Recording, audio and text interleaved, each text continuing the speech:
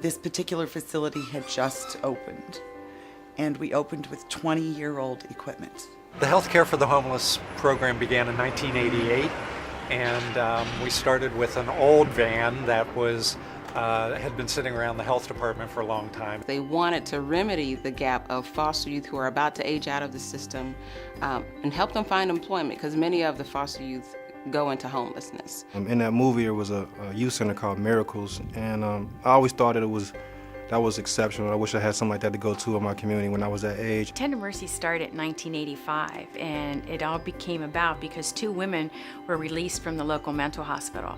Both had spent a great deal of their adult life there. They had no family, no food, no money. They were actually given cab fare and delivered to the drop-in center to live.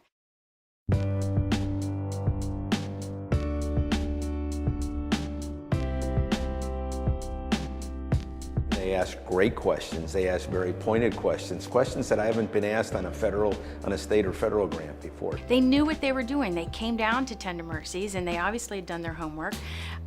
They went through our audit with a fine-tooth comb. We definitely would not be serving the number of youth and the quality of the service without this investment in our organization.